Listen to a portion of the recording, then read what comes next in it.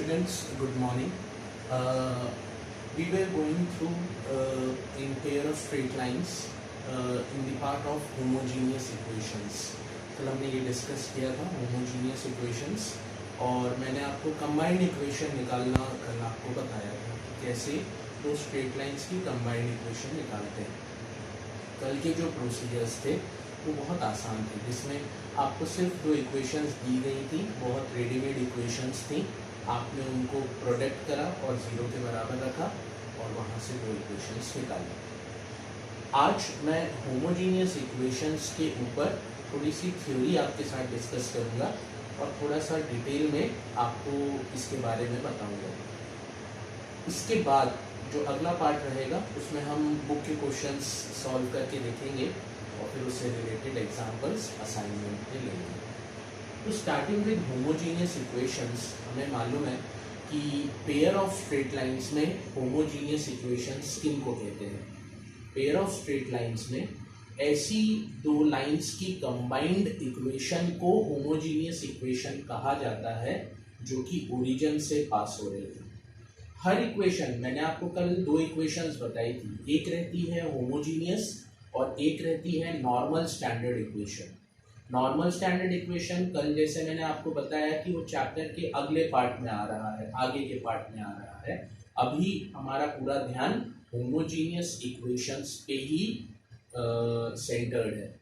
सो homogeneous equations क्या होती हैं, कल मैंने आपको बताया था कि ये होमोजीनियस इक्वेशंस का स्टैंडर्ड फॉर्म होता है ax² plus 2hxy plus by² is equal to 0.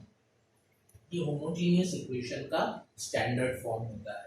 क्या होती है होमोजीनियस इक्वेशन, अगर इसके बारे में बात करें तो अगर मुझसे कोई पूछे कि भाई define homogeneous equation for a pair of straight lines, तो I would say homogeneous equation is a quadratic equation having three terms of degree 2. Homogeneous equation is a quadratic equation having three terms. तीन terms हैं आप देख रहे हैं with degree 2. The maximum degree of the equation is 2. और ये कैसी lines, मतलब जो होमोजीनियस इक्वेशन है ये एक तरीके की जॉइंट इक्वेशन है. काय की जॉइंट इक्वेशन है? दो लाइंस की जॉइंट इक्वेशन है.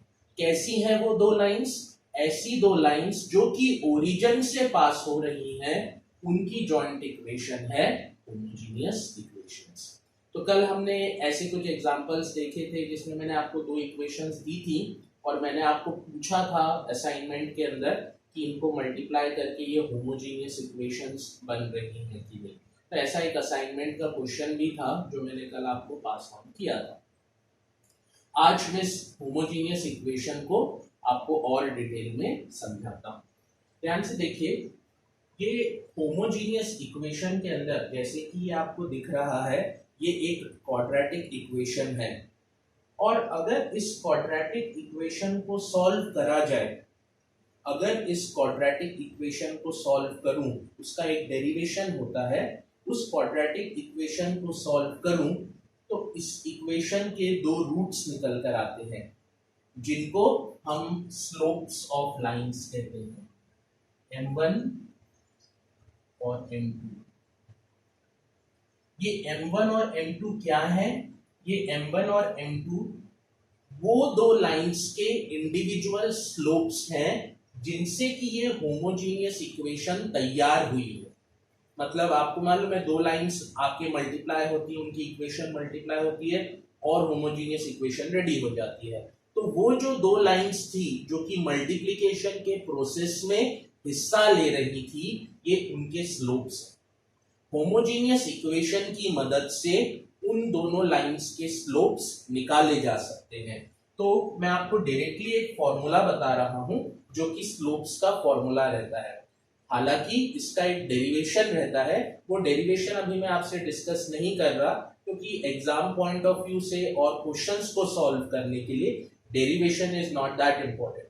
मेरा मेन क्राइटेरिया है कि आपको ये बात समझ में आए कि स्लोप्स की वैल्यू क्या रहती है. तो ये जैसे होमोजीनियस इक्वेशन है, तो इस होमोजीनियस इक्वेशन में जो दो स्ट्रेट लाइंस ने पार्टिसिपेट करा जो कि ओरिजिन से पास हो रही थी, उनके स्लोप्स की वैल्यू रहती है -h plus under root of h square minus A B upon D, और -h minus under root of h square minus A B upon D. ये आप देख रहे हैं, मैंने दोनों इस होमोजीनियस इक्वेशन के अंदर जो दो लाइंस आई हैं उनके स्लोप्स की वैल्यू आपके सामने लिख के रखी है। मतलब अगर आपके पास h, a और b की वैल्यू है तो आप इस फॉर्मूले की मदद से उन दोनों लाइंस के स्लोप निकाल सकते हैं। और अगर मैं m1 प्लस m2 करूं,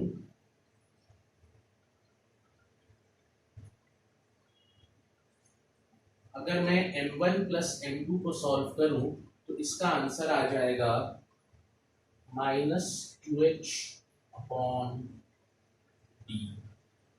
m1 प्लस m2 का अगर आंसर लूं तो आ जाएगा -2h अपॉन d। और अगर m1 इंटू m2 करूं, दोनों लाइंस के स्लोप्स का एडिशन लिया और दोनों ही लाइंस के स्लोप्स का मल्टीप्लिकेशन लिया तो इसका आंसर आ जाता है a अपॉन b।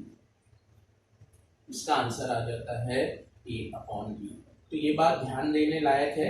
मैंने जो अभी आपको फॉर्मूला बताया, मैंने आपको बताया ये होमोजीनियस इक्वेशन लिखी। इस होमोजीनियस इक्वेशन के अंदर जो दो लाइन के स्लोप्स हैं, इंडिविजुअल वैल्यूज, उनको मैंने यहाँ पे दर्शाया। उसके बाद उन स्लोप्स का एडिशन करके एक फॉर्मूला बनाया -2h अपॉन b, और उन स्लोप्स का प्रोडक्ट करके एक फॉर्मूला बनाया a upon b। I hope आपको ये फॉर्मूले समझ में आए होंगे। इसमें h, a और b की वैल्यू हम इक्वेशन को, जो हमारे पास इक्वेशन दी जाती है, उससे कंपेयर करके वैल्यू कैलकुलेट कर सकते हैं।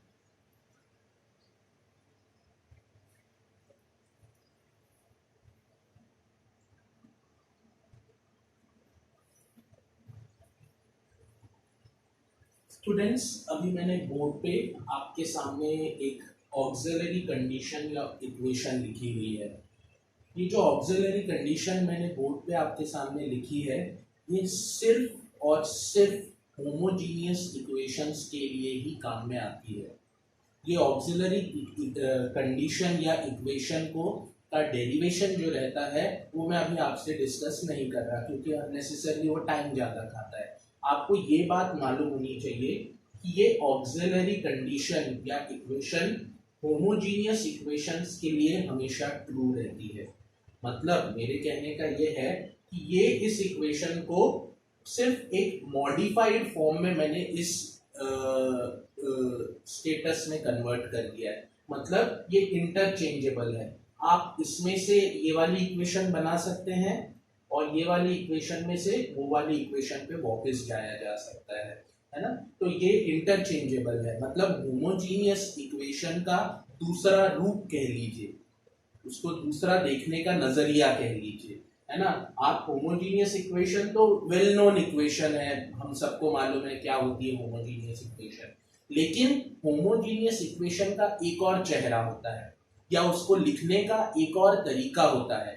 इसीलिए इस कंडीशन को कहा जाता है ऑक्सिलरी कंडीशन या इक्वेशन, क्योंकि ये कुछ नहीं, होमोजीनियस इक्वेशन ही लिखी हुई है, लेकिन उसको लिखने का सिर्फ एक तरीका है। जैसे 4 को लिखने का 2 + 2 और 3 + 1 भी 4 ही होता है, लेकिन सिर्फ लिखने के तरीके में फर्क है।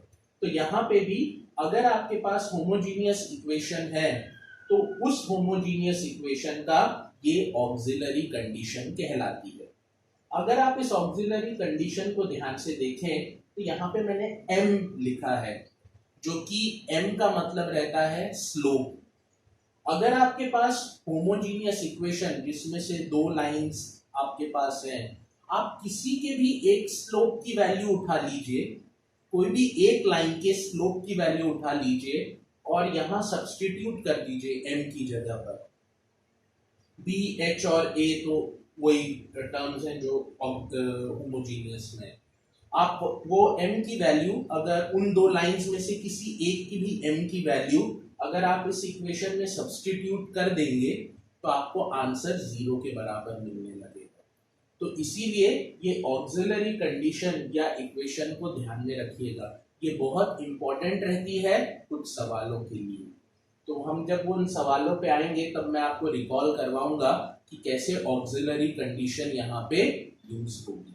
अभी तो सिर्फ इतना ध्यान रखिए कि होमोजीनियस इक्वेशन को एक और फॉर्म में रिप्रेजेंट करा जा सकता है with the help of auxiliary condition या इक्वेशन। ये हमेशा हर सवाल में यूज होने वाली चीज नहीं है, कुछ खास सवालों में ही इसका हमें यूज देखने को मिलता है।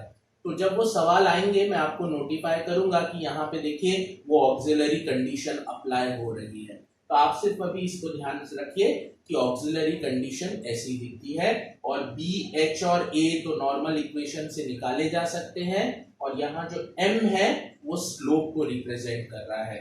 m is representing slope of both the lines.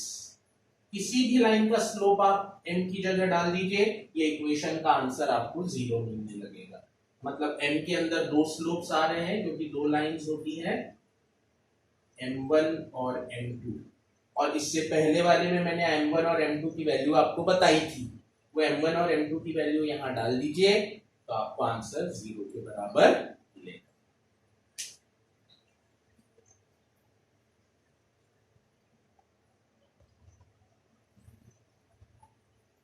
Students, अभी मैंने आपसे होमोजीनियस इक्वेशंस की थोड़ी सी थ्योरी डिस्कस करी। अब मैं आपसे इस पे बेस्ड क्वेश्चंस डिस्कस करने जा रहा हूँ। कल तक जो हमारा डिस्कशन हुआ था वो बहुत इजी क्वेश्चंस पे मींस सेंटर्ड था। आज के जो डिस्कशंस रहेंगे उसमें क्वेश्चंस का लेवल आपको इंक्रीज होता हुआ दिखेगा, क्योंकि मेरे पास पुरानी टेक्स्ट बुक है। So I will be referring my old text book. आप अपनी नए जो आपका सिलेबस आया है उसमें आपको ये सारे क्वेश्चंस मिलेंगे। मैंने बुक्स को क्रॉस चेक करा है तो आपको उसमें से इसमें एक्सरसाइज में क्वेश्चंस ज़्यादा दिखेंगे, नई बुक जो आई है आपकी। तो मैं पुरानी टेक्स्ट बुक के कुछ क्वेश्चंस आपके सामने लेता हूँ जिससे आपको क्वेश्चन समझ में आए कि करना कैसे है and how to go about it. तो सबसे पहले मैं एक्सरसाइज 4.1, मतलब आपके पास जो नई टेक्स्ट बुक आप लोगों ने डाउनलोड करके रखी है उसकी एक्सरसाइज 4.1 को करने की कोशिश करेंगे, जिसमें कि कल हमने बहुत आसान वाले क्वेश्चंस करे थे, जिसमें आपको दो इक्वेशन दी थी और मैंने बोला था जॉइंट इक्वेशन बना दो। तो आपने बड़े आसानी से उन दोनों इक्वेशंस को मल्टीप्लाई करा, इक्वल टू के 0 रख दिया और जॉइंट इक्वेशन बना ली। अब उन्हीं क्वेश्चंस में आगे जाकर थोड़े से क्वेश्चंस कठिन हो रहे थे, तो मैं वो वाले क्वेश्चंस आज आपके साथ डिस्कस करना स्टार्ट कर रहा हूँ। Although I am referring the old textbook, you can find these questions in the new textbook. So I am starting with the exercise and solving the questions from pair of straight lines.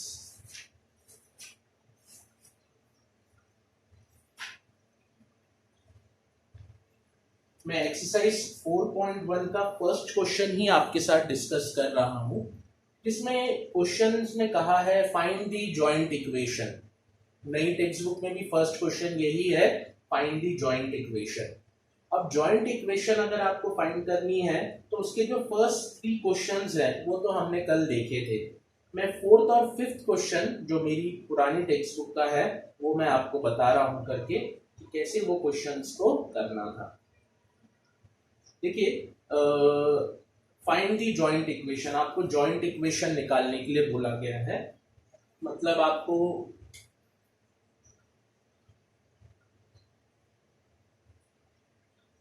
Joint equation calculate करनी है और आपके सामने ये point रखा गया है कि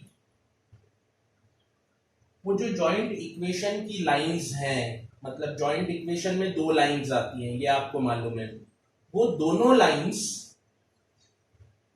2,3 से पास होके निकल रही हैं। ये क्वेश्चन है टेक्स्ट बुक का कि आपको जॉइंट इक्वेशन फाइंड आउट करनी है और वो जॉइंट इक्वेशन में आने वाली दोनों लाइंस 2,3 से पास आउट होके निकल रही हैं, मतलब ये पॉइंट से वो लाइंस पास हो रही हैं। सेकेंडली, वो दोनों लाइंस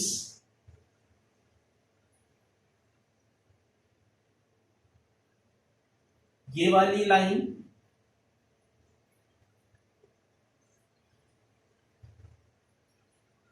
और ये वाली लाइन के ऊपर परपेंडिकुलर है। मतलब आपको एक जॉइंट इक्वेशन निकालनी है लाइंस की। वो दोनों लाइंस, मतलब जॉइंट इक्वेशन में दो लाइंस आती हैं, दोनों 2,3 से पास हो रही हैं। ये क्वेश्चन में पहली बात बताई गई है। दूसरी बात ये बताई गई है कि वो दोनों लाइंस इंडिविजुअली, एक लाइन ये वाली लाइन के ऊपर परपेंडिकुलर है और एक लाइन ये वाली लाइन के ऊपर परपेंडिकुलर है। तो सबसे पहले आप कैसे इसकी जॉइंट इक्वेशन निकाल के ध्यान से देखिए। आपको मालूम है कि ये आपने 10th क्लास में और 11th क्लास में बात सीखी होगी कि अगर दो लाइंस एक दूसरे के ऊपर परपेंडिकुलर रहती हैं, अगर दो लाइंस एक दूसरे के ऊपर परपेंडिकुलर रहती हैं तो उनके स्लोप का प्रोडक्ट -1 के बराबर रहता है। अगर मेरे पास जो दो लाइंस हैं, जैसे लाइन ए और लाइन बी, लाइन ए मान लीजिए इस वाली लाइन के ऊपर परपेंडिकुलर है और लाइन बी ये वाली लाइन के ऊपर परपेंडिकुलर है, तो ए लाइन का स्लोप और ये वाली लाइन का स्लोप का प्रोडक्ट -1 के बराबर रहेगा। तो सबसे पहले आप इस वाली इक्वेशन को स्लोप इंटरसेप्ट फॉर्म में कन्वर्ट करेंगे। मतलब आप इस वाली इक्वेशन को y is equal to mx plus c वाले फॉर्म में कन्वर्ट करेंगे। y is equals to mx plus c वाले फॉर्म में कन्वर्ट करेंगे। तो जैसे ही आप इस इक्वेशन को y equal to mx plus c form में कन्वर्ट करेंगे तो ये बन जाएगी 2y is equals to -3x plus 1, y is equals to -3x upon 2 plus 1 upon 2। मतलब ये वाली लाइन के स्लोप की वैल्यू आ गई -3 अपॉन 2। अब ए वाला लाइन का स्लोप और ये वाला स्लोप, क्योंकि ये दोनों लाइन एक दूसरे के ऊपर परपेंडिकुलर है तो उनके स्लोप का प्रोडक्ट -1 के बराबर रहना चाहिए था। तो ए वाली लाइन का स्लोप है ma और ये वाली लाइन का स्लोप है -3/2 और इनका प्रोडक्ट, क्योंकि ये परपेंडिकुलर है, ए इसके ऊपर परपेंडिकुलर है तो इनका प्रोडक्ट -1 के बराबर रहना चाहिए था। मतलब लाइन ए का स्लोप आ गया 2/3। मतलब ये वाली लाइन का स्लोप आ गया 2/3। सिमिलरली अब सेकेंड इक्वेशन पे जाऊं और सिमिलरली उसको भी कैलकुलेट करूं तो सिमिलरली सेकेंड इक्वेशन का, यानी कि ये वाली लाइन का स्लोप निकल कर आएगा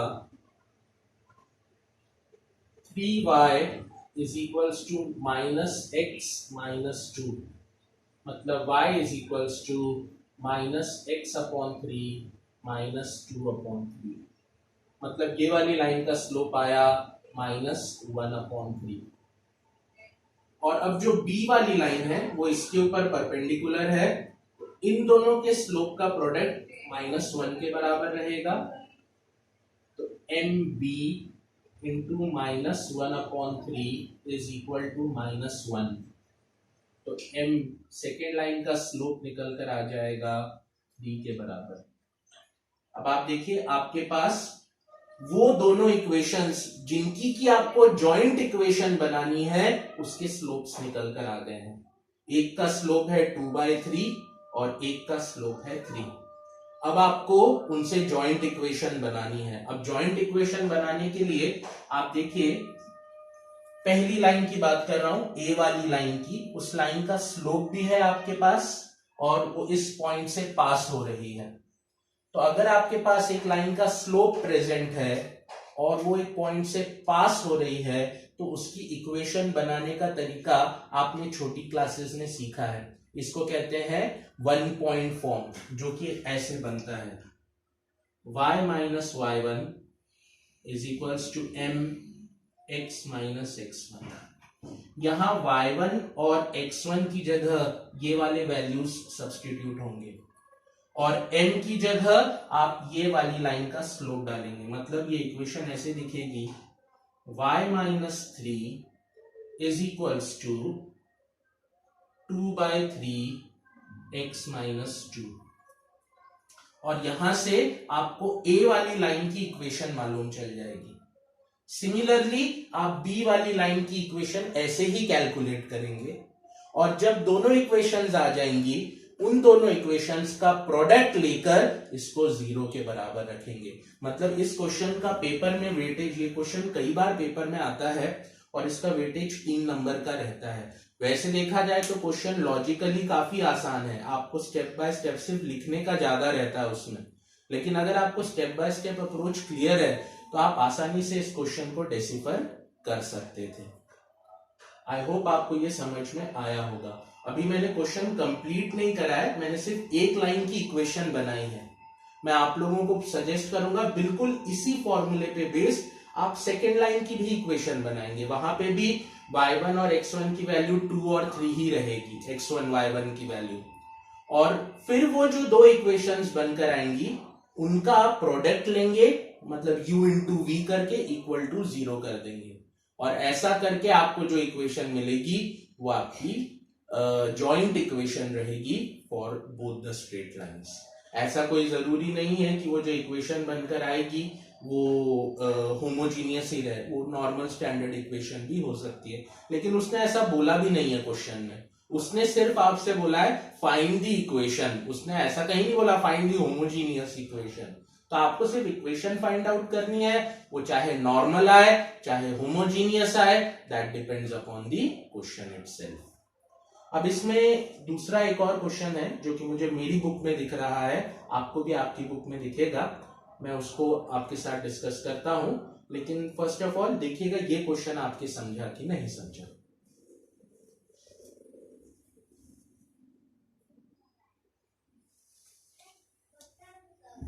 स्टूडेंट्स, इसी में नेक्स्ट टाइप का क्वेश्चन ऐसा है कि आपको एक जॉइंट इक्वेशन बनानी है लाइंस की। ये क्वेश्चन स्ट्रेट फॉरवर्ड नहीं है, मैं आपको दो इक्वेशंस रेडीमेड नहीं दे रहा, इसमें घुमा फिरा के बात करी गई है। तो ये क्वेश्चन जैसा मैंने इससे पहले वाला क्वेश्चन लिया, ये नेक्स्ट वाला क्वेश्चन भी वैसा ही है।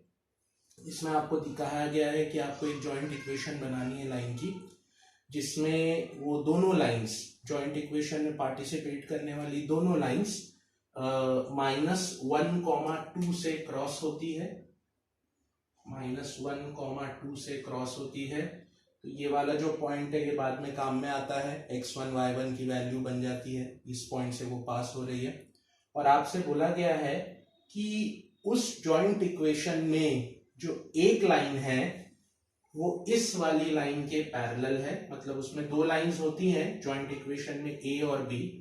जो a वाली लाइन है वो पैरेलल है इस वाली लाइन के, x + 3y - 1 = 0, और जो b वाली लाइन है वो परपेंडिकुलर है इस वाली लाइन के, 2x - 3y - 1 = 0।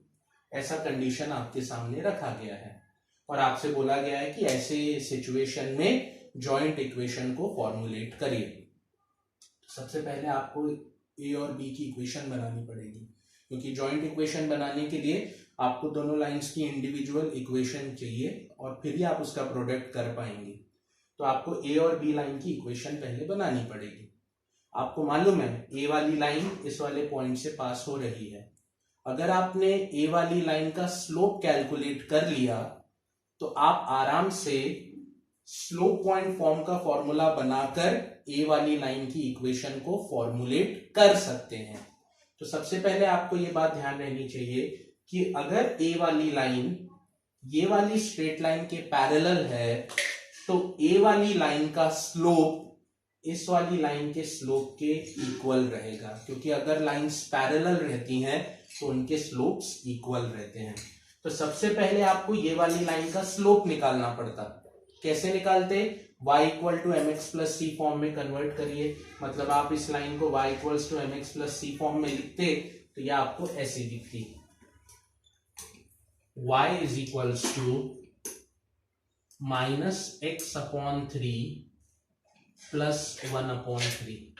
मतलब ये वाली लाइन का स्लोप अगर आप इसको y is equals to mx plus c से कंपेयर करें तो ये वाली लाइन का स्लोप है -1/3, ये वाली लाइन का स्लोप। और ये वाली लाइन के पैरेलल है तो ए वाली लाइन का स्लोप भी रहेगा -1/3 because you know the condition, if the lines are parallel slopes are equal. And similarly second B वाली लाइन के लिए आपके पास कंडीशन है कि जो बी वाली लाइन है वो इस वाली लाइन के ऊपर परपेंडिकुलर है, तो आप इसी तरीके से इसका स्लोप निकालिए और वहां से वो फॉर्मूला लगाइए mb into slope of this line is equal to -1। वहां से आपको बी वाली लाइन का स्लोप मालूम चलेगा और जैसे ही इस वाली लाइन का स्लोप मालूम चला, इस पेयर के लिए y minus y1 is equal to m x minus x1 का फॉर्मूला लगाकर इक्वेशन फाइंड आउट करें। इस वाली लाइन के लिए y minus y1 is equal to m x minus x1 का फॉर्मूला लगाकर इक्वेशन फाइंड आउट करें। मतलब ये जो फर्स्ट क्वेश्चन है ये जॉइंट इक्वेशन बनाने पर स्ट्रेस कर रहा है। आपको दो इक्वेशंस अलग अलग ढूंढकर उनका प्रोडक्ट बनाकर इक्वल टू 0 दिखाना है। जो कल क्वेश्चन करे थे वो बहुत आसान थे, जिसमें मैंने ऐसे ही आपको इक्वेशंस दे दी थी और आप सिर्फ उनका प्रोडक्ट करते थे, इक्वल टू 0 रख देते थे। आज के जो दो क्वेश्चंस मैंने आपके साथ डिस्कस करे, these are a bit complicated, क्योंकि यहाँ बात घुमा फिरा के दी गई है, तो आपको वो बात समझनी पड़ेगी कि कैसे जॉइंट इक्वेशन फॉर्मुलेट करनी पड़ेगी।